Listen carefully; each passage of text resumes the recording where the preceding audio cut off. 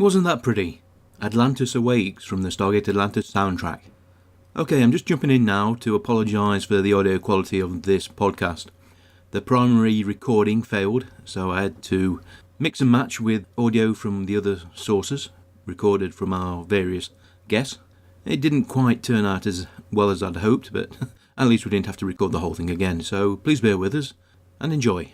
Good day, and Tevatwala, and welcome to the Stargate Atlantis wrap-up episode. As per usual, these things don't necessarily have numbers, but we have guest plural. So, guys, I'm sure you can sort an order out between yourselves. Don't everyone talk at once. It's Thomas. And Brad from Australia. Hi guys, how are you? Very good, very good. Needing a cup of coffee. Thank you for putting up with all the confusion, the confusion about a range of recording time. I'm sort of hoping to get a food order in, get eaten, and then I have to pop on to do the Red Dwarf introcast. And I'm operating on about 4 hours sleep. Maybe it's out of 12 since Thursday. Fun. Well, hopefully we are not here in 3 hours' time. Yes, hopefully not. Well, I'll try not to doze off during the recording. Good. Right then, as we did for Stargate SG-1, these are some very simple questions we'll each be answering, taking a general look at Stargate Atlantis. We've covered each season in depth beforehand. If you haven't listened to those episodes, feel free to check them out. But at the moment, I think we've got, how many have we got? 1, 2, 3, 4, 5, 6, 7, 8. We've got nine questions. We've all been given the questions beforehand, so hopefully we're not going to be sitting here with lots of dead air trying to think up an answer. So why do I get the impression that was directed at me? It probably was. In fairness, Mike, if there's one thing I do not provide, it's dead air. That's true. I can prevaricate and fill with the best of them. Yes, I'm sorry, folks, but I did cut out the adventures of the mattress and the storage locker, which you'll just have to use your imagination to figure out. This is the show where we'll be announcing the poll results. The actual prize draw will be done at a slightly later date. I want to do that a bit closer to when we actually release the episode. So the little surprise doesn't get out or anything. I am the very soul of discretion. Well, you never know, do you? If someone tweets something up, before you know it, that's it, it's gone. Right then, we shall begin. First up on the list was the favourite or the best episode, but we're going to save that till last because I think that might actually generate a lot more discussion and ties into the poll, of course. Save the best till last. Yes. So we'll start with the next on the list, which is our favourite regular character. And by regular, I was meaning opening credit sequence. But even that can vary depending upon which season you're watching. Mm-hmm. So we're going to give and take a lot on this one, I think. Anybody want to start? I can go. Did you get it down to 5, Brad? I got it down to 1. I was very behaved this time. My number 1 would have to be the great Dr. Rodney McKay. Agreed.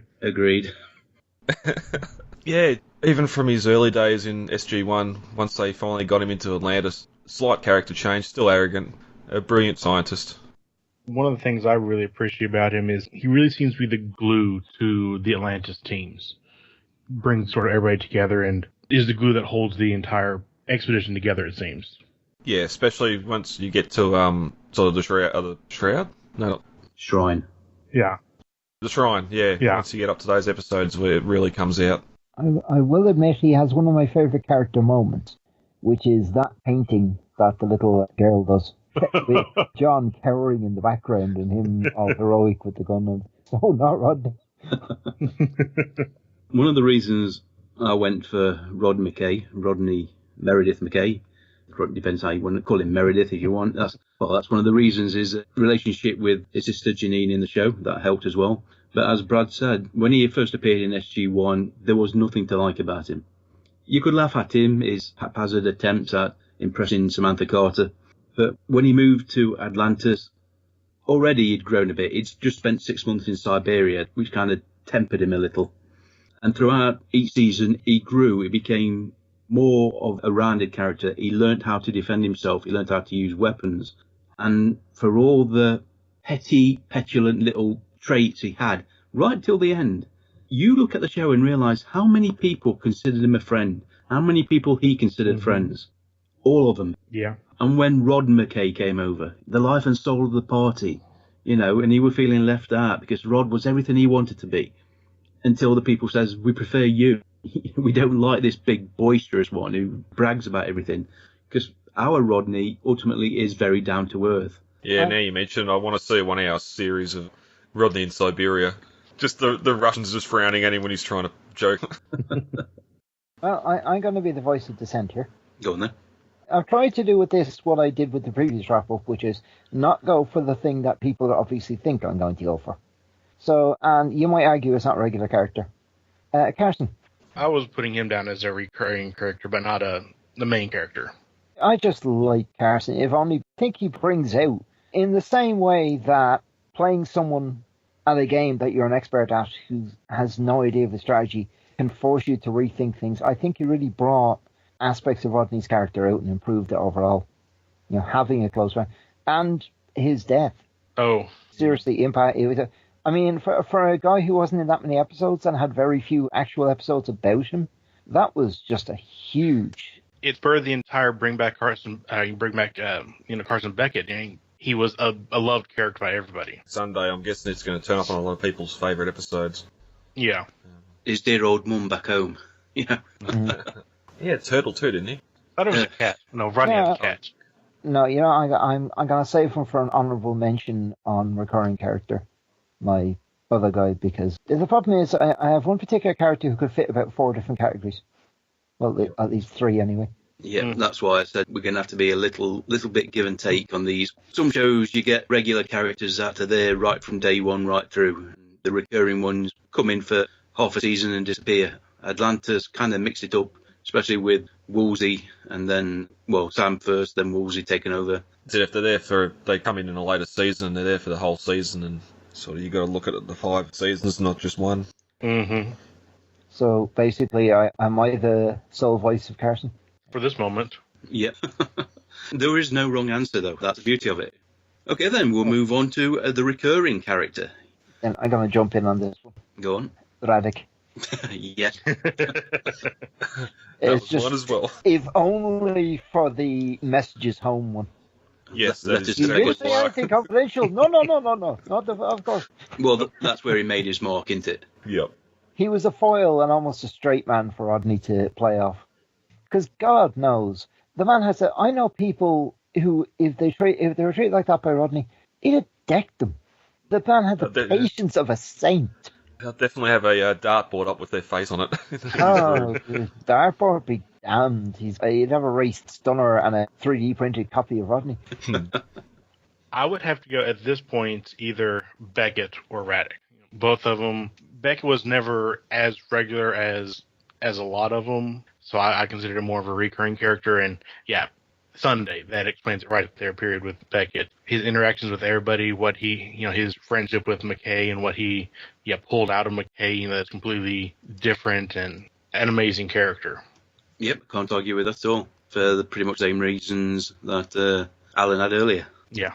And of course, Radic, because he did put up with McKay in many, many circumstances where he should have, as Alan said, decked him. That's where the show really benefited from the fact that David was born and raised in the Czech Republic. He could drop into his native language and not make it sound real. It was real. Yeah. And you think that's exactly what this sort of character would do. He wouldn't confront him. He would mumble behind his back saying God knows what. Mm-hmm. Letters from Pegasus was inspired, one of the funniest scenes in Stargate Atlantis ever, in Stargate as a whole. Apart from that, again, he went on to prove himself. He did some incredibly brave things. He got a spacesuit on and did a spacewalk to repair the city. John threw him. Yeah. He went through the air ducts and fell headfirst into one of the main power rooms, you know. He had to put up with the kids on that planet. Yeah. Yeah. He got locked in the transporter with Sam Carter and talked about pigeons. How could you not like a bloke like that? He only copped a look while he was there. Yeah. Just even the back and forth between him and Rodney, like, as much as they butted heads, like he got electrocuted in tail, Rodney saved him when he had the ancient knowledge, and just back and forth, and he was always sort of working behind the scenes, even if he knew Rodney was incorrect or wrong about something, just so he could save the day and not take credit for it, just to fix Rodney's missteps. So who was actually the smarter, Rodney or Radic? Good question. Theoretically, I think Rodney would have the edge. Practically, I think Radek could do more with his hands. They needed to retake the test again. So, at the risk of using the analogy, which I don't think Mike will necessarily get because he doesn't watch the show, Radek is Howard to Rodney's Sheldon. Yeah, could be, yeah. The more applied versus the theoretical. The problem when Rodney applies things is he tends to blow up solar systems. Yes, that he does. Radek couldn't save him from that one. He tried. I don't think anybody could have saved him from that one. Again, though, with Beckett, made an instant hit with the fans in the first season. Surprising he wasn't in the opening credits. He got the incredible groundswell of opinion to bring the character back after his early demise, which they did in a most unusual way. Yeah. Again, it surprises how many times you think, well, Radek was in a lot more episodes than Carson was. It's quite surprising. But both of them left a very, very solid mark. When I was going through, I knew Radek was going to be my number one, but I thought Major Lorne, as a recurring character, did well at the end of the show. Kate Heitmeyer, the psychiatrist, she played a very good part. She went out the window. She was a psychologist in a science fiction show who actually practiced her profession. And you had scenes, always bothered me with TNG, we had a counsellor who very rarely did any of that on a day-to-day basis. Colonel Caldwell, of course. Mitch Pileggi. Brilliant. Yep. Brilliant. But Radek is, for me, head and shoulders one of the best recurring characters. Councillor Cleavage. Oh, one more, which I would have loved to have picked. Peter Groden from the first season. Craig Veroni. He were in 9 episodes. He was the scientist who sacrificed himself on the weapons platform. Ah, yes. When the Wraith were coming. Yeah. Still one of the bravest acts of anybody within Atlantis. He saved Rodney. Imagine if Rodney had died then. He could have too, if they weren't going to set him up to be a major character, yeah. Even now, whenever I rewatch the Siege trilogy, that one act, you're proud of the bloke, you know. Right. Shall we move on to favourite guest character? There are lots and lots. And I went through the list. Yep. Oh, yeah. Oh, I remember. Yep. Good God.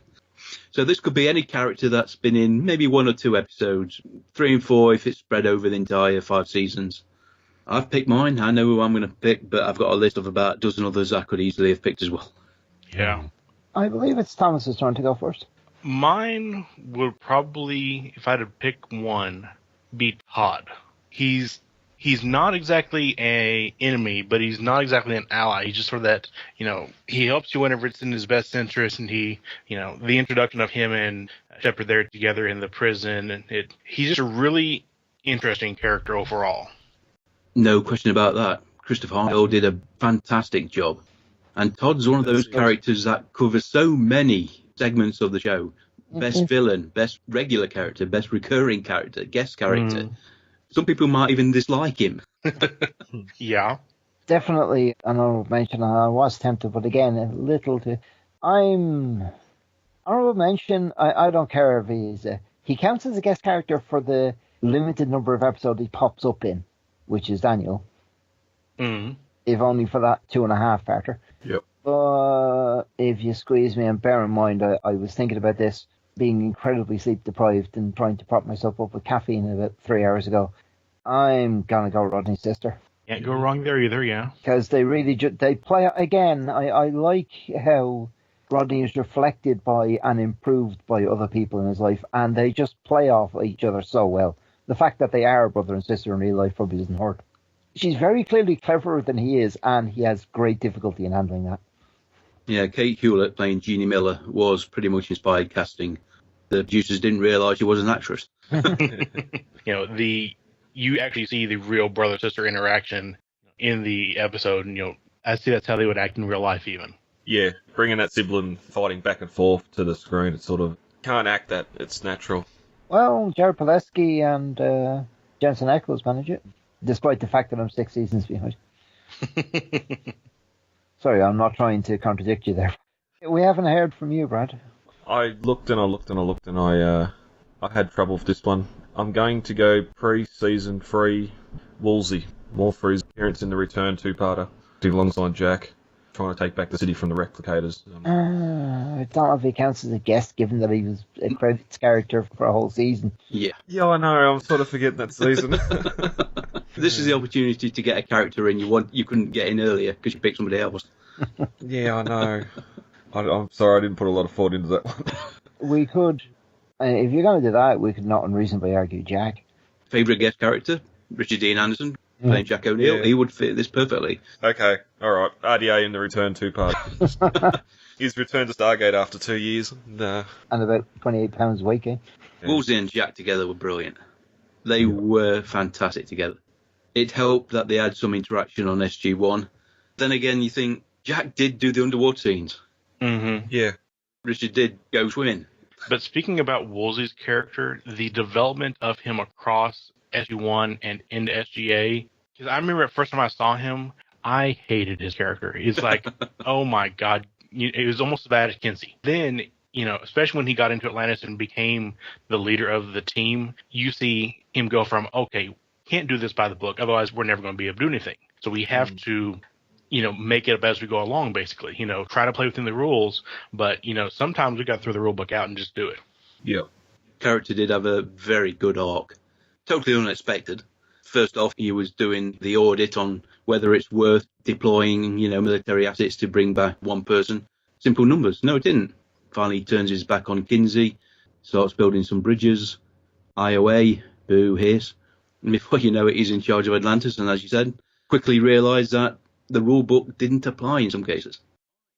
My favourite guest character, I considered Jamie Ray Newman, who played Lieutenant Cadman. I considered Kate Hewlett. I definitely considered Jill Wagner, who played Laren. I even considered Richard Kind, who played Lucius Lavin. Harmony, of course. Peter Kavanagh, Ben Cotton. Major Teldy from The Excellent Whispers. Vanessa Conrad, because it's Anna Galvin. I think she's absolutely gorgeous. And if you want to throw in Neil deGrasse Tyson and Bill Nye as well. But I went for none of them. Favourite guest character, he was in one episode. 2, if you count it as a double. Robert Patrick, Colonel Marshall Sumner. He made that episode. He was the big name they brought in to get the headlines. He was the sacrificial lamb. You're going to come on, you play this role to perfection. He's a professional actor. He did everything that was required of him. And when the time came, he passed the cap of command over to John Shepherd. I thought it was a fantastic role for Robert Patrick, and he played the Colonel to perfection. Yep, great. Quiet. Dead air. Dead air. Fill it, Alan. Fill it. With what? Are we done then? I guess. Are we done? Yes. Your opinion? This is the guy, I'm assuming, again, horrendously sleep deprived. This is the guy from the first episode? Yes. Yes, that's what I thought. I did consider him. I mean, it introduced our main villain. And, I mean, indirectly led to events in the trial. And if the race can take down Terminator, then screwed. Which was a standout episode for Woolsey. Yeah, I can see where you're coming from.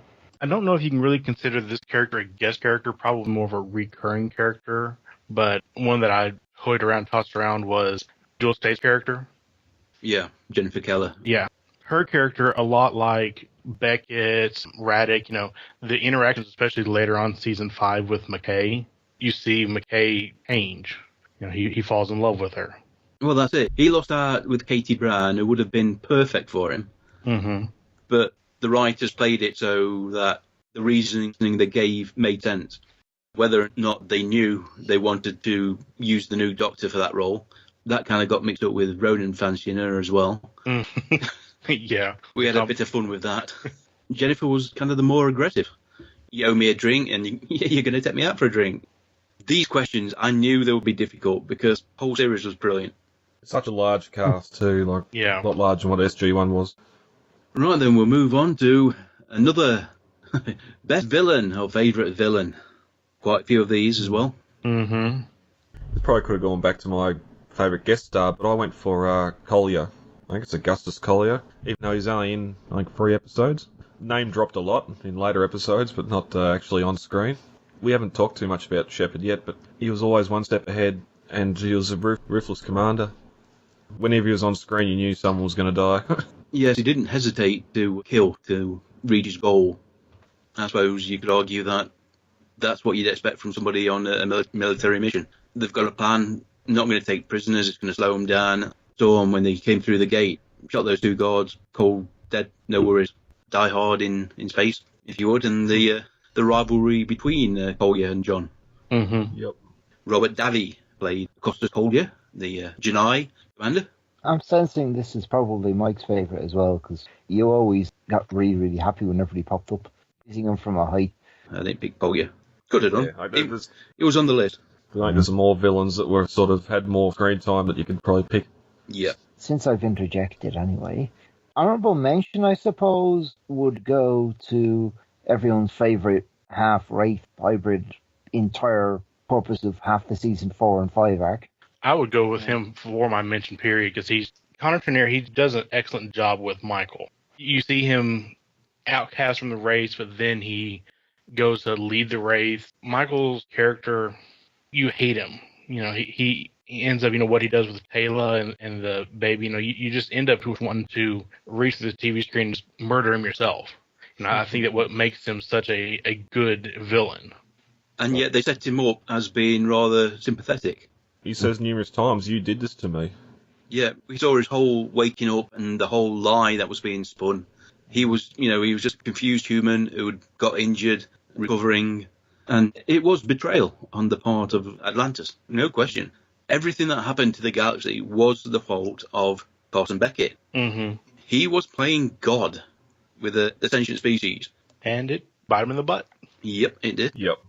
Michael Kenmore was a fantastic villain. Maybe a little over the top, a bit melodramatic at times, a showman, but he gave us some wonderful, wonderful creatures while he was doing his experiments. Yeah, some of his motivations probably aren't really that good, but yeah. The retrovirus, that Carson also came up with, that got developed to removing the need for the Wraith to feed. Mm-hmm. Guffin. That opened up some storylines. It's just a pity that he was intent on kidnapping Taylor's kid, doing experiments on him. Not all about the crazy, but not mine. And I'm gonna go for category and a possible subcategory. Well, you haven't specified that villain is singular. I would go with the Janai in the general and Cowan in the specific. And I'm just being purely nationalist here. Okay. Because I like Colin. Colmena was a good guest character. He could easily have been picked by any one of us. If only for the complete, the Janai are peaceful trading people. And then the reveal, and those little wonderful triple shooter gun things, and they're like whack-a-mole. You think you beat them, and they keep popping back up again. And that's why I liked it. The Janai was just like, what we do. I know, we'll pull some Janai out from nowhere. They just everywhere. Yeah, it was just, and even Janai influenced people. I think they were actually a lot more devious than they were given credit for. I know John underestimated them time and again. So I'm going with the Janai unless you're forcing me to pick a person, in which case I'll go with Cowan. Well, I went for the easy option. Obviously, you three didn't share my view, but as far as I'm concerned, the best villain in the show was Todd. I did consider it, but I thought I'd already kind of, is he a villain or not? Yes, he's a villain. He's great.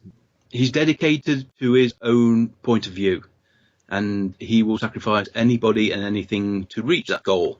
Whether the obstacles or innocence, it doesn't matter to him.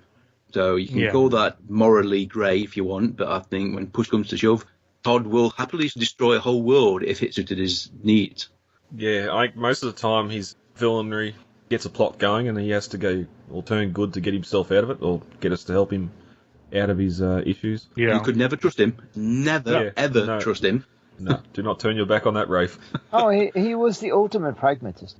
As mentioned, the first introduction with him and John was brilliant, inspiring again. Fantastic writing. A human and a wraith actually bonding after being imprisoned by a third party, learning that the wraith can actually give life as well as take it. That gave us the whole wraith worshippers further down the line. Mm-hmm. You got a feeling that he should have been in some, obviously he was in a kind of a royal court anyway, but he would have fitted in the, 15th century, 16th century, any court in Europe, as the Grand Vizier or something like that, full of little schemes and power plays. When he took Taylor on board, when she disguised herself as a queen, we've got this great plan. It's going to work, it's going to be fantastic. And, by the way, 1 minute, let me kill the queen right now. You're in charge. Did I tell you that? Sorry. Yeah. It was brilliant. I'm giving it Todd, of course, but Chris, he's such a brilliant actor. Yeah. Forget the fact that he played two other parts in Atlantis. He was Halling in early season, an Athosian, and he played a generic Wraith as well, just one of the background Wraith. He was in SG-1, Caprica. He was a wonderfully wicked doctor in Gotham. Died way too quick in Arrow. I'm surprised there's no mention of the replicators so far in any of the villains here. Oberon played off a pretty good mastermind villain as well.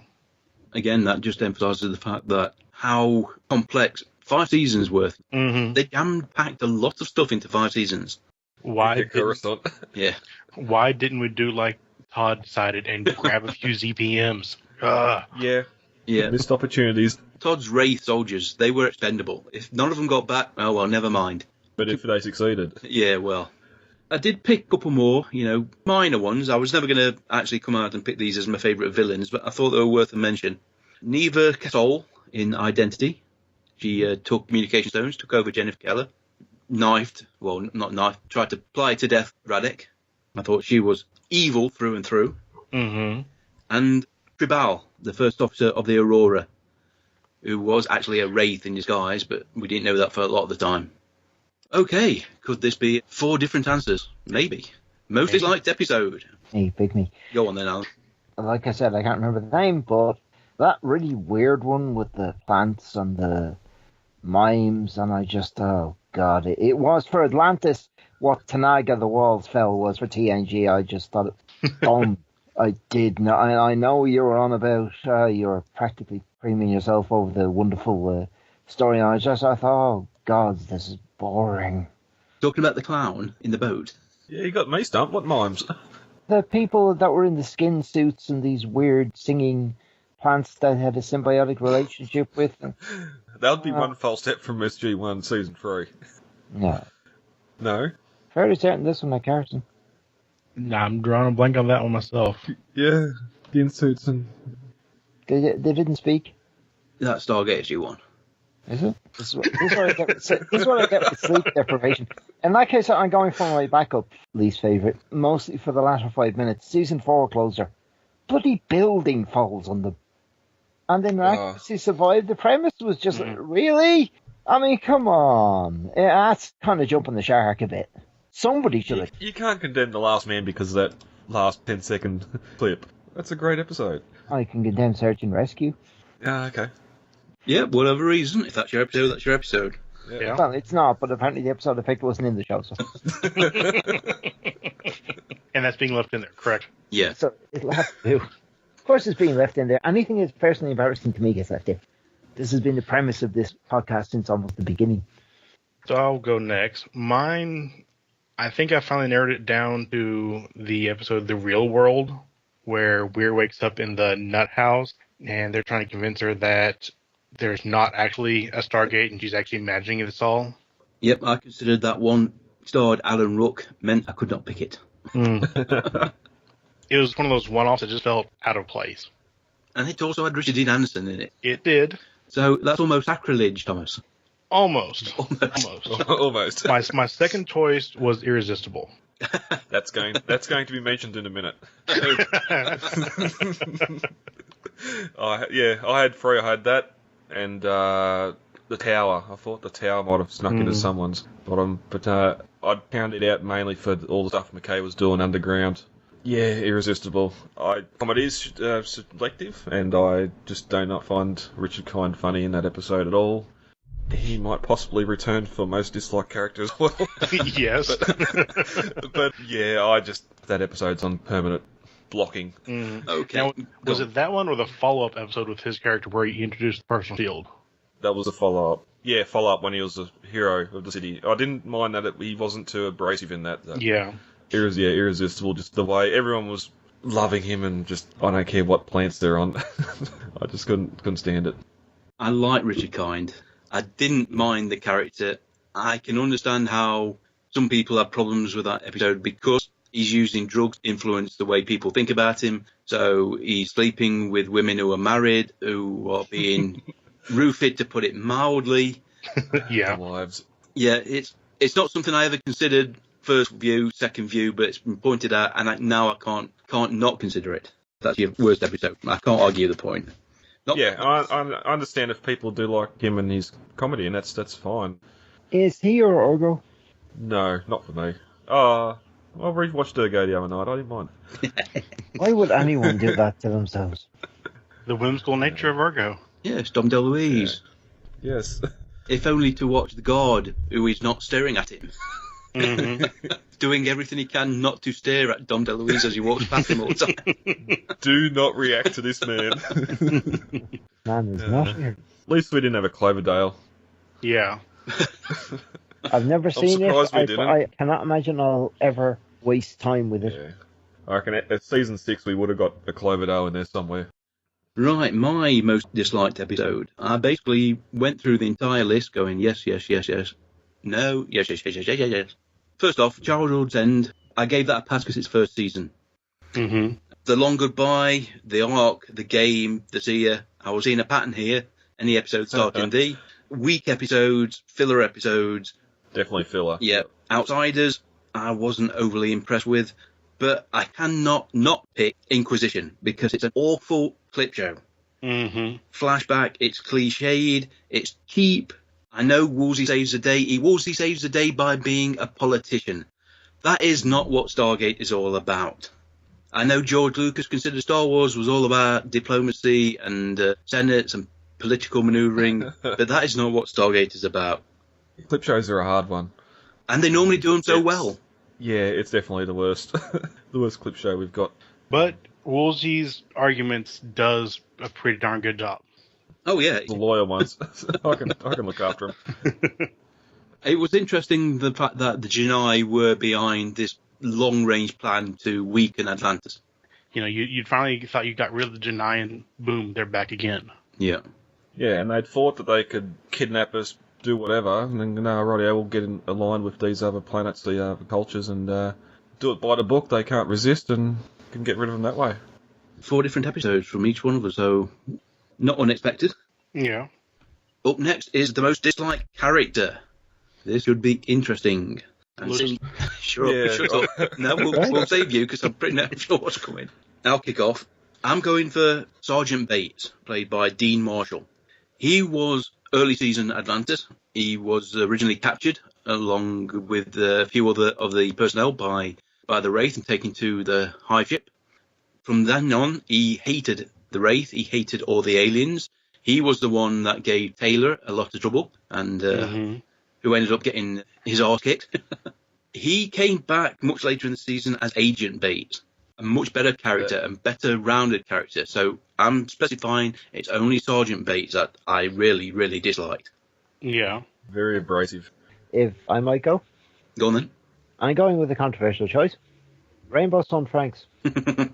He gets an honourable mention. I possibly might pick him in 2 categories, which is wasted opportunity, but I just think they overplayed the whole addict thing. Mm-hmm. You know, and I think it was just, it seemed, they didn't seem to know what they were doing with him. Well, they pretty much admitted that themselves, haven't they? The character they created just didn't work in the 4-person dynamic. A military chain of command where one of the people in a 4-man team has got no option but to do exactly what his commander tells him. Yeah, the makeup of SG-1 was a lot different than, SG-1 versus the Shepard's team, whatever you want to call them, denote them as. You know, SG-1 you had military, then you had Teal also being military but alien, you know, which kind of mimics Taylor and Shepard. Then you had the scientists, McKay and Carter, but then you had the Enigma 4th character, which you had Jackson, which filled in all the history information and, you know, helped out with science, but you have Rainbow Sun Franks, and his character just didn't fit the mold. Well, that's it. You couldn't have a Daniel character in Atlantis anyway, because they'd find it hard linking any of these cultures back to Earth, but everyone lives in tents. Yeah, just having that young lieutenant, like, early episodes, his eyes are big, he's out there on the frontline team. By the time the siege comes around, his number's up.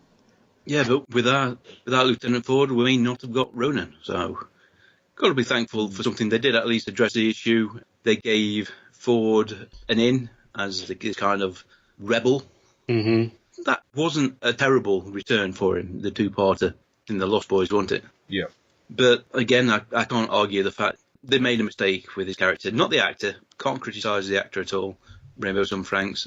But the character didn't work and they got rid of him fairly quickly. Right then, we're fairly flying through this. Mention on mine. I mentioned Lucius Love, just because I didn't really care for his character. But I thought you'd forgot. But no, my other most disliked character probably would be Kavanaugh. He rubbed me the wrong way from the very beginning. I mean, everything's like, here's a list of things that you've done wrong. It's like He's supposed to, though. Where's it your place to point this out? You're not the IOA. You're just a scientist. He was making notes as well along the way. A diary. On this day, they did this instead of this, and everything was personal to him. Everything was an affront.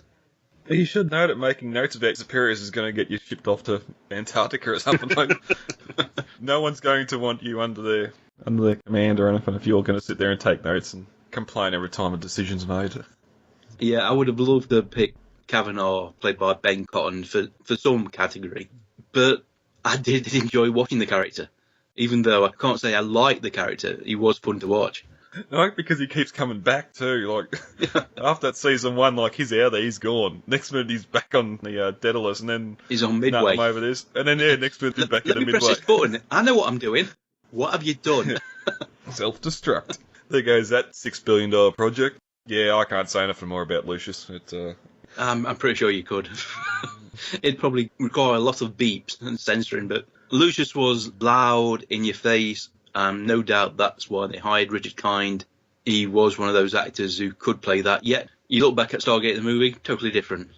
Yeah, just that first episode, like as I said before, that second episode, when he's playing the superhero for the town, I had no issue with that episode, and it wouldn't have been my bottom from one if it was the only one he'd starred in, but... That was one of the beauties, he's wearing his personal force field, and Collier, just, can you drown? Can you breathe underwater? Right then, let's roll on to the next one, which is missed opportunity relating to a character or a plot point. I'll start this because I've got it written in big letters with 3 exclamation points. Season 6. Mm-hmm. Yep. They'd done enough in Season 5. I still don't understand why it got cancelled. Granted, the show wasn't pulling in the numbers on a Friday night as it had been before, but a lot of shows weren't back then because they were refusing to look at any sort of time-shifted DVR viewing.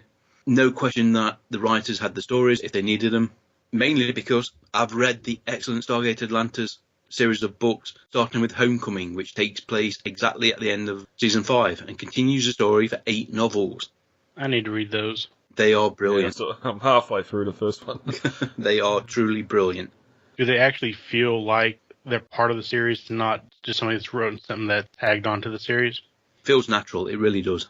I hear a doorbell. I'll go and answer it then. If Brad or Thomas wants to carry on. Oh, your doorbell. I don't know if it's my doorbell or not. You can't tell. That can't possibly be the food I just ordered. That was literally 30 seconds ago. So my biggest missed opportunity, and it was Season 5, in the Daedalus variations where Daedalus was shifting through different realities, they came across that one alien race. You saw the big symbol on the side of the ship, but you have no clue who they were, and they pretty well kicked the butts of Atlantis and doing a good job of kicking Daedalus' butts too. Yep. They had technology that was equal, if not superior, and physically they were impressive to say the least. Mm-hmm. Some sort of technology embedded in them as well. They took multiple hits with energy weapons fire. It would have been interesting if they'd pursued that or found that species in our reality. Mm-hmm. I'd always wondered if they were actually the maybe a different version of the evolution of the Wraith.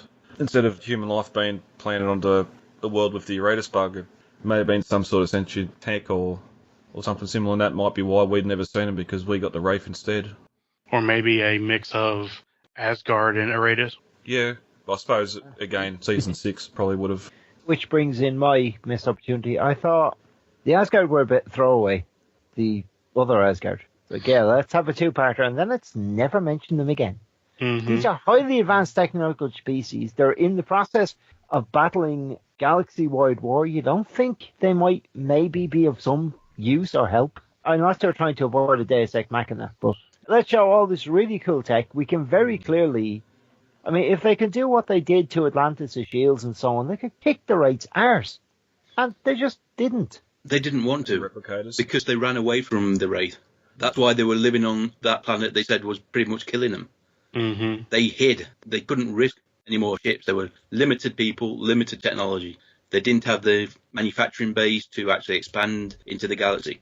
They were running scared. All the ships were destroyed. Yeah, that one hit on Atlantis only worked because they knew Atlantis inside and out. My guess is they haven't been up against a Wraith ship since the war. And they were running against the same issues that the Milky Way, or whatever galaxy that the Asgards are actually in. They were cloned out, basically. Yeah. They were being a little bit more brutal when it came to exploiting other races. Obviously, they did experiments that our Asgard frowned upon, that similar to what Loki were doing. Again, they had some sort of technology that may link, who knows, that may have linked to that other alien species. Fine. Let's go with the WMD option. Rodney blew up half the solar system. Any particular reason that wasn't used as a weapon against the Wraith? Because it blew up. Yeah, but I'm sure Rodney, to replicate it. That was a huge complex. I don't think Earth technology could replicate that at all. The best they came up with was that energy transfer, which was based on the same technology. Yeah, that worked really well. Exactly. It's been built in Atlantis. We got the Ace Rimmer version of Rodney McKay. Yeah. We had all four. Someone missed it. Oh, no. Yeah, mine. I went a bit broader, and I probably shouldn't have. I went the Atlantis itself. Okay, we got the wormhole driving it left and flew at the end, but for a city they claimed numerous times to be the size of Manhattan. I know they had to pepper in that 1 or 2 episodes every now and then where they discovered a new room, but I think they could have gone a lot further. Those in Rising and that, where it seemed like Atlantis had its own personality. What would you call it? The observation room or the hologram room? Yeah. Mm-hmm. Yeah. Even when Daniel comes back in the Pegasus Project, sort of, you get Morgan in there as well, but I felt, the city itself could have had more personality.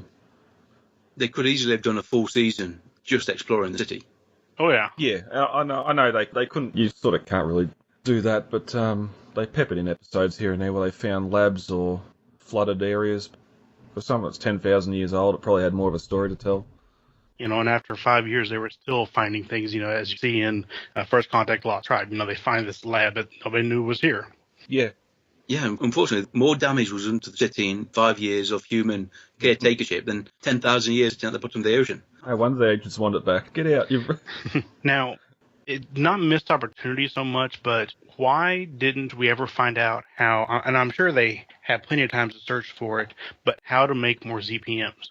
That surely was somewhere in the ancient database. I'm sure applied through most of it. If not, McKay could have come up with some algorithm to search for it himself in the ancient database. But surely there would have been manufacturing, somewhere on the city to make those, as well as make the ancient weapons device. Isn't that what they were trying to do with the energy transfer thing? No. They're trying to place ZPMs for a better power source, weren't they? Was this Rodney on something admitting this is something I can't do? Mm-hmm. I think with the ZPMs, it's like if you're building a microchip, there are so many steps you need to go through before you get the technology to build the microchip. You go through valve technology, then you get transistors, which are still huge. Then you manage to scale it down to 100 transistors on a piece of silicon, 1,000, 10,000. And each step allows you to develop and design new machinery, which can exponentially increase or decrease the size of your chips that you make until you get to the point where you can build a ZPM. They may know the theory behind creating a ZPM, but they haven't got the tools to do it, and they've never found the tools to do it, which could have been addressed if they'd have found some place in the city. Mm-hmm. And surely Atlantis would have had. I mean, it's a flying city. Surely they would have had some type of manufacturing there in the city to make those, as well as the drones.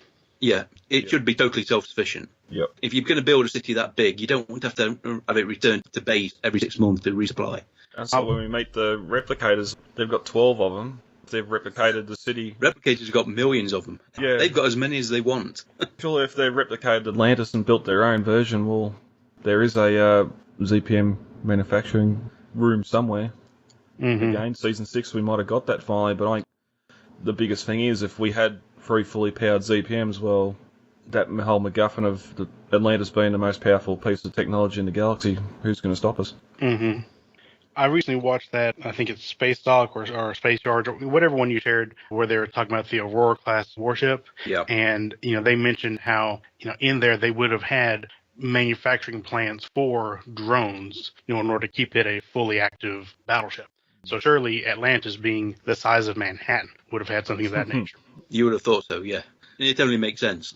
Well, that's like the tower as well, where we see the drone storage facility, like one room with 24 drones in racks. Like, how does that even defend? Yeah, behind that little door there's a million of them, But we're not going to open that door. Because we can't afford the CG budget. That's it, yeah. Yeah, it's like going on a military base and finding an ammo box with 1,000 rounds. Kill 1,000 zombies. As mentioned as well, the wormhole drive. It came out of nowhere, which was a shame. Yeah. The reason, we know why, they needed to wrap it up. And the only way they could get it to work was for Atlantis to get to Earth within, I don't know how long, half an hour, something like that maybe. But the wormhole drive works in science fiction as a whole, because that sort of technology is used in other franchises. If it had been drip-fed to us throughout the 5th season, I would have bought into it perfectly. But, again, there was still an opportunity to use that in the 6th season. Yeah, but could you just say it's the Ancients, they got the best hyperdrive of anyone else, and it's a big city, it's a big hyperdrive? Well, it's not Babylon 5. You're not going to get drip-fed stuff over 5 years. And then again, we get the power requirement, like, okay, well, why does SGA have to take part in Pegasus when it can be in the Milky Way? Like, are you not going to call it to Earth every time you need to go on the defense, but opens that possibility? Well, it doesn't have to be sort of sitting in one galaxy all the time. Right, shall we move along? Yep. Yes. Last. Well, next to last, because we're saving the best to last, but this is the best piece of technology, small or large, in Stargate Atlantis. I'm going. God, I've forgotten the name that Rodney gave her, but the replicator bomb person. Fran. Yeah, Fran. She came on, if only because, again, it's more that it is a piece of technology, it is a tool, it's recognized as a tool, but it has a name. And the sheer, I think it humanizes the arrogance out of Odyssey. So someone who's created, who appears to be sentient and talking and wants to sacrifice themselves, and this is entirely on him. And I think it's a beautiful character moment, and it humanizes the technology. And I think she goes off, and it works to a large extent.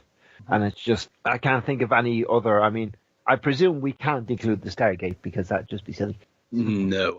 So yeah, I'm going with Fran. And they found a good way to bring it back for a second episode too. Yeah. So, yeah. It was worth it for when they beamed it down to the city, and she just walked in. Hello. Yeah. You're all going to die now. Big puddle of cells. I'll go next. I had a hard time with this one as well, but I went for the shield, the geothermal shield technology in Inferno. You got a ready-made power source in the geothermal energy. Be handy on any of our beta sites or anything like that. Yes, don't run it all the time. Again, coming from Inferno, which is on my top 10 list. Yeah. Okay, you're not going to park the city next to a volcano, but it sort of gives you that opportunity to have a beta site or whatever else and have it fully protected by a shield without ZPMs or sort of known power issues. Well, they do use the geothermal energy with Atlantis at one time with that deep water platform. Yes. In order to, launch the city off planet. They do, yep. And then they wreck it.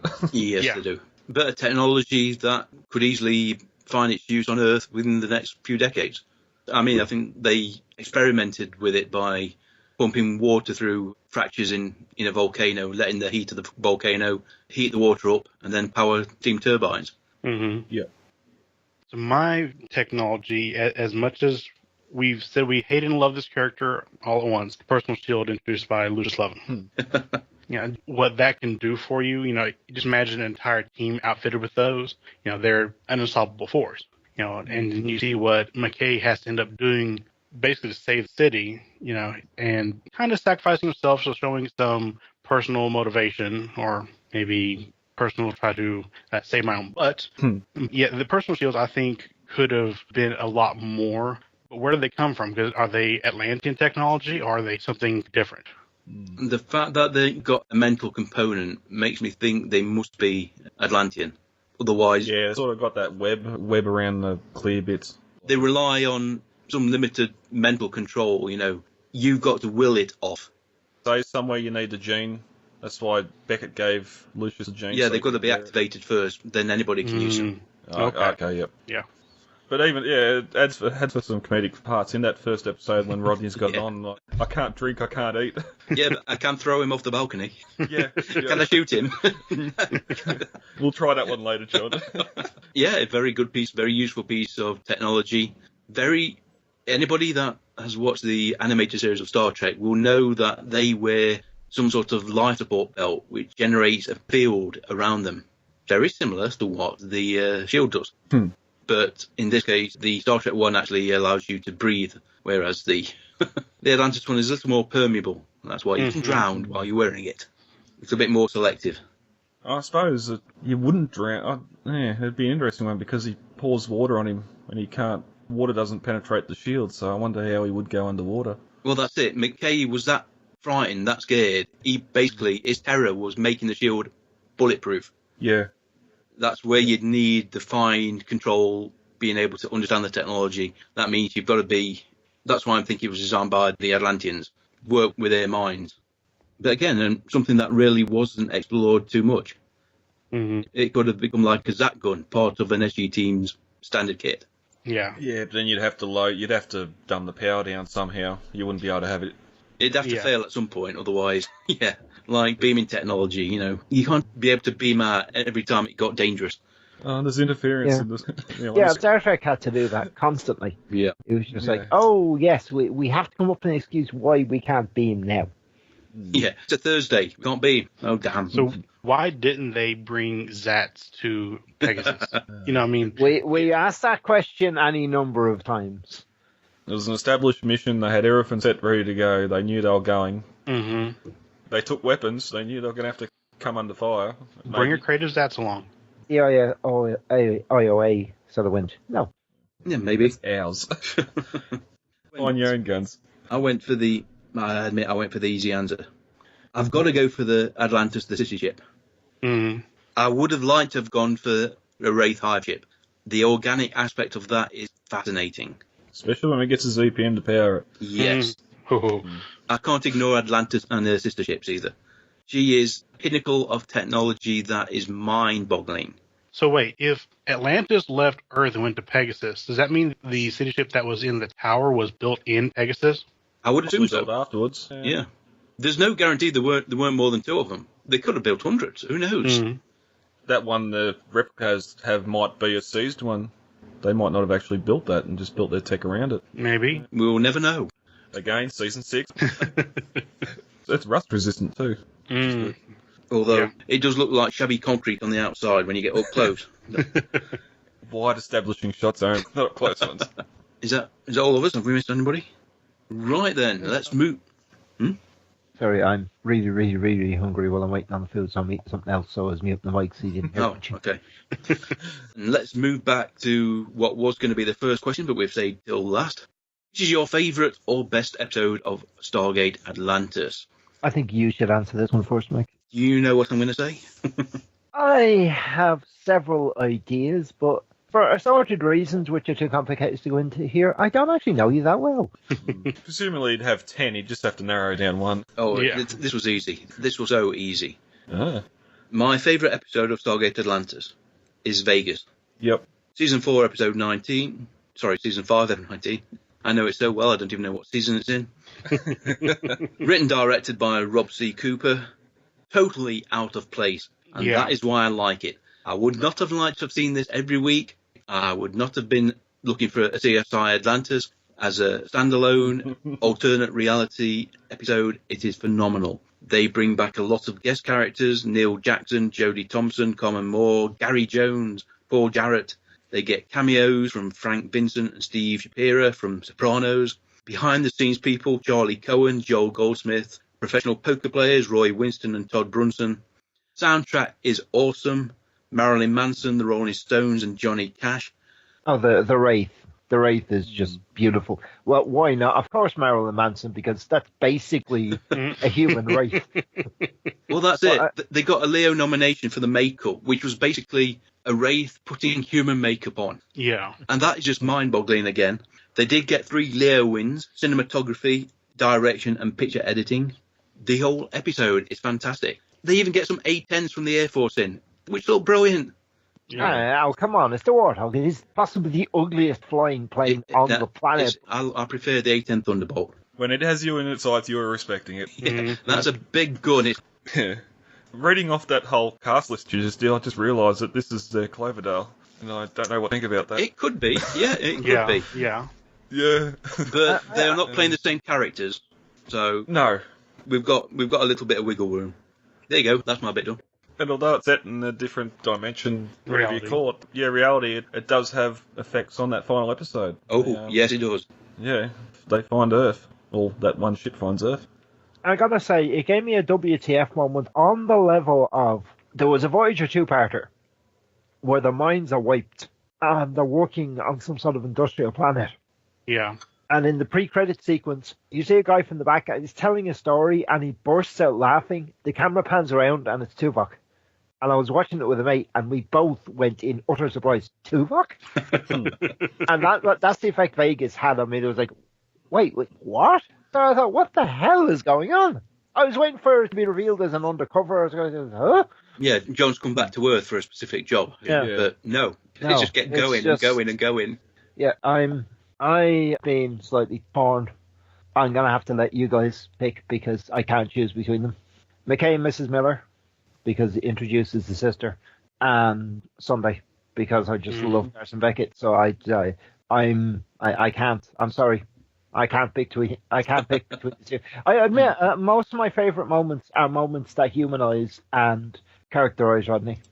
Sunday made my top 3 list. It's just a powerful episode. You know, you see the interactions between Carson and the entire crew, and McKay really not wanting to go fishing with them, and then tragedy strikes, and everything. You know, that's one of the few episodes that actually made me a bit teary-eyed because of how much the character just grabs your heartstrings and pulls. Although, I gotta say, if you're holding something explosive which will kill you, you run to the damn thing. He's just walking casually along, you know? You drop it and you run. You run. This could kill you. You don't know when it's gonna blow up. He's just dum-de-dum-de-dum-de-dum. But it's pressure sensitive. If it bounces just right, it can go boom. And there isn't a ticking clock at that point either. They just know it's going to go boom. They just don't know when. I probably would have opened up a window and just chunked it. Let it fall into the water. The problem is the act of chunking it might have caused it to go boom. Yeah, I suppose, especially watching it now after knowing what happens, it's sort of how he plays early, like he's getting heartstrings pulled left, right, and centre. Just the way he's talking to people, wanting to go fishing. You sort of see it coming, but yeah, no, very good episode. Mm-hmm. It reminded me that there was an episode of CSI New York, and remember the short Jewish guy with a real New York accent and a pair of glasses? There's in CSI New York. You've ever seen it? There's a scene where he's chatting to his neighbor, who's this beautiful, attractive single mother, and her kid's like stupidly tousle-haired and adorable, and about 7, and he's just got a new bike. And I'm assuming you guys know the term beauty shot. Yep. But half speed slow-mo, and there's a beauty shot of the kid walking down the corridor of the apartment building, heading towards the lift with his new bike, and I thought, he's dead. Yeah, I was right, but yeah, because it's just, you see it, you think, nope, not going to live. So that kind of ties back into what you were saying about. So I can't, sorry, I can't pick between those two. So somebody else want to go? Yeah. Mine was a bit of a toss-up. I have a top 3, one of which is Sunday.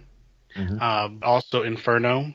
I've always liked that episode. You get the first introduction of, well, not the first introduction, but you get the introduction of, hey, here's this ship. It's not complete, and we're going to warp out of it as the planet's exploding. Yeah. Since you mentioned Inferno, can I get a late, definite honourable mention for one-off character? The scientist? No, Peter Woodward. Oh, yep. In the tower. The Vizier. He mentioned Inferno as like, one-off characters that are never seen again. Everything. I thought Peter was wonderful because the betrayal was just like, wait, what? You think, of course he betrayed you as a Vizier. What did you expect? Yeah.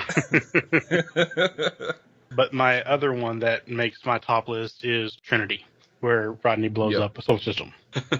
Like more so for the dressing down where he gives him at the end of it. Oh. Yeah, that was when we realised the officers are not soundproof. Yes. Good episode, Trinity was. Yeah, it's just sort of one of those things like the tormented Tantalus, just you're trying so hard to get it to work, you're going to lose your life in the process. Showed one of McKay's worst traits, the arrogance of the man at times.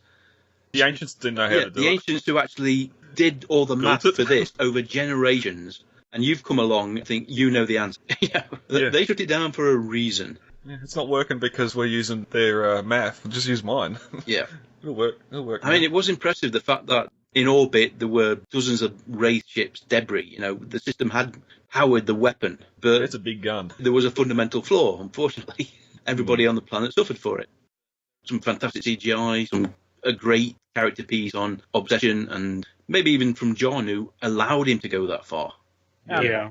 Let's not forget the obvious Oppenheimer references, otherwise they wouldn't have told it the way they did. Yeah. The arrogance of scientists who... And in fairness, it's not as if Rodney didn't know his work was going to have military applications.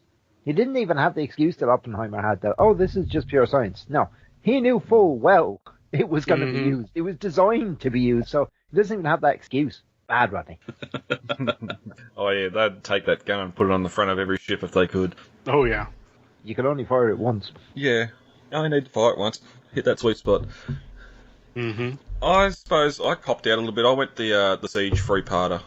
There's just so much going on with the ancient satellite weapon, defending the city itself. We got Wraith coming. Oh, we stopped them too. Or stopped that one. Oh, then there's 3 or 7. I can't remember the number coming. Yeah, just we get the railguns with Mark 9 reactors. Just, ground troops. We get an incursion, fighting the Wraith hand to hand. So yeah, we get the shield up being fired upon continuously. Yeah, great spectacle there. Call back to what Atlantis must have been like 10,000 years ago, where that sort of bombardment was kept up for weeks. Yeah. Yeah. They had 3 working CPMs then. Yeah. And possibly the ability to make more. Yep. I can't criticise any of them, even those where you couldn't pick just one. Yeah, well. No, I think I put the Siege as one selection into. The votes were any multi-part episodes, certainly any multi-part episodes which actually broke the mold and had the same name for each part. Right then, let's have a look at the poll results. We had 80 responses. Hey, not bad. A little disappointed. Fairly certain I voted. I seem to remember, it has been an incredibly packed month, as you know, Mike. Yes, but the poll went up in October, so... I'm moving countries. Leave me alone. Right then. The top 10. In at number 10, Joint. Actually, in at number 8, I was thinking, hang on, we didn't have an episode called Joint. Right, 8, 9 and 10, with 16 votes each, were The Storm, Before I Sleep, Satida, Grace Under Fire, and The Eye. Wow, okay. Thought Before I Sleep would be a lot higher. Yeah. Number 7. I wasn't going to do a top 10, I was just going to do top 3. Mm-hmm. Yeah. Okay, Joint 8, with 16 votes each, The Storm, Before I Sleep, Satida, Grace Under Fire, and The Eye. Number 7 is Midway, with 19 votes. Yep. Joint 7, or number 6. Jesus, I'm counting upwards, and numbers. I probably... this. Right, let me write this down. Right, 1, 2, 3. Joint 4th, that's 2. Do you want us to just quickly go through what our top 10s were? Yeah, good idea. I don't even have mine. No, nor do I. So this will be very quick. I'll also fill it for you, Mike. My top 10, and this is in no order whatsoever. 38 Minutes, Before I Sleep, Siege three-parter, Trinity, Aurora, Inferno, First Strike, Bill My Sins, Midway, The Last Man, and The Daedalus Variations. I had to leave a lot out. There's a few honourable mentions. Overarching plot in there. A lot of them are just one-off episodes too. Something occurs to me what that doorbell might have been. What? It might have been my brother and his kids arriving, and I'm being rude and sitting up here. And this is a man who gives me hassle for just being nice. Okay then. The top 10 episodes in our poll. Joint 6 was The Eye, Grace Under Pressure, Satida, Before I Sleep, and The Storm. Next was Midway and The Return, parts 1 and 2, both with 19 votes. Joint 4th was The Siege, parts 1, 2 and 3, and The Shrine, both with 23 votes. The third most popular episode of our poll was Vegas, with 24 votes. I think you might have voted for that. I might have voted for that. More than one? No, just one. Vote early, vote often. Second was McKay and Mrs. Miller, with 25 votes. And the favourite episode, with 31 votes, Rising. Yeah. Not Sunday then. Sunday came in with 14 votes, Not even in the top 10. not even in the top 10. I thought Sunday would have been SGA's window of opportunity. Well, apparently not. Apparently not. So, thank you everybody for voting. I will be putting in the results of the prize draw when I edit this podcast, but for now, I'm going to have to sort through them, make sure, randomise everything so we get a nice fair selection. Pick one of these things which monitors decaying radioactive atom. How did Grace Under Pressure? Grace Under Pressure, joint 7th or joint 6th. 16 votes. Okay. I'm sorry, guys, I really do have to run, so I'm going to sign off at this point. Come try ya! Right then, amazing. I'm going to be a couple of minutes. We're already meandered all over the place. As you've been listening to the look back at Stargate Atlantis, we have got the results of the listener poll. You have heard the actual favourite episode results so far as we've gone through the episode. Now we're having the draw for the prize. Prize draw, in fact. Yeah, I said draw, and I thought, that's wrong, isn't it? And of course, no, prize comes first. We have got 38 people who left contact information. So all those got included into the shuffle. I have randomised the names. So for the big prize, which is going to be similar to last year's Stargate SG-1 goodie box, this one is more Atlantis themed. It's just got a few bits and bobs in it. It'll be something very nice for a Stargate Atlantis fan. I'll leave the actual details until after the event, or if the person wants to actually reveal what they've won. Right then, Alan, number between 1 and 38. I'm tempted to be very lazy and just go with the date. Well, tempted or not, TikTok. Instead, decided to pick it on the basis of the number of my friends that Facebook is telling me is currently online for Messenger, which is 17. 17. That seems suitably random. That is suitably random. Mayor Stormborn. Someone who's committed to an iTunes review, I take it? Stormborn. Is that Game of Thrones or? Oh yeah, that's Game of Thrones. That's Daenerys. Right. Mayor Stormborn. I'll be getting in touch shortly. I thought you watched Game of Thrones. Yeah, I've read a lot of fantasy over the years. Okay then, we'll have a couple more names just for a kind of a consolation prize. If you would, Alan, 2 more numbers. Oh, I can spread. In that case, 29, because it's my birthday. 29, LilyMay.Lotro. Go on. Oh, 6. Number 6, Sadie 13. I heartily approve. It turns out I'm quite... Thank you, Alan, for picking out those 3 names. I will be in touch shortly. Actually, I'll be in touch probably just after I release the episode, because I want you to listen. I want everybody to listen to see if they've won. Yes. Normally the way it goes, and it's nice to have the website and everything back up and running, although there are many pages that are still missing images, broken links. How WordPress organises the FTP locations is beyond me. And me, no. Yep. I mean, we picked WordPress because it were easy to update and maintain purportedly, until, of course, it goes wrong. It is. Different plugins tend to put stuff in different places. Marvellous. Yes. We'll return you to your regular programming, and we will see you next week. Thank you very much. Cheers, Alan. Bye-bye. I know it's been a while, but next week we are going to be looking at a Stargate Universe episode, Malice, with our guest Stephen from Holmskirk. Have a listen to the promo, and then tune in next week. All Lucian Alliance members are locked down except Simeon. He killed Gin. On the next all-new Stargate Universe. Give me a gun. Eli. Revenge can be a very dangerous game. I let you live, but next time I won't. Stargate Universe, all new this Tuesday at 9, only on Sci-Fi. If you do want to get in contact with us, we'd love to hear from you. Here are the ways. You can email us, including an audio message, using gatecastpodcast@gmail.com. And we have groups and pages on both Facebook and Google+. You can search for us using the generic Stargate, or more specifically Gatecast. We are also on iTunes and Stitcher Internet Radio under Gatecast. And we simply swoon when we get an iTunes rating and review. They help the show get promotion on that service. Twitter seems to be popular, and you can find us at the Gatecast, which is one word. And finally, there is our main website, gatecast.co.uk, which has a variety of contact and links for keeping our Stargate family all together. Come try ya! Okay then, folks, thank you very much for joining us for this Stargate Atlantis retrospective. A very big thank you to Brad and Thomas. Yes, sir. Very well. Always a pleasure to talk to both of you. Thank you for putting up with all the hoopla surrounding this recording. It was an interesting task getting it all right. Spanning multiple countries here, multiple time zones. Okay then.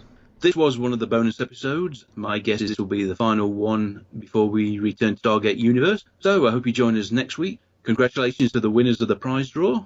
We'll be in touch. But until then, I've been Mike. I've been Alan. I've been Brad. And Thomas. Take care, everybody. Bye-bye. And it's goodbye for me. Bye. Cheers, mate. Bye-bye. Bye. You've been listening to the Gatecast, hosted by Alan and Mike. Join us at gatecast.co.uk. Stargate forever.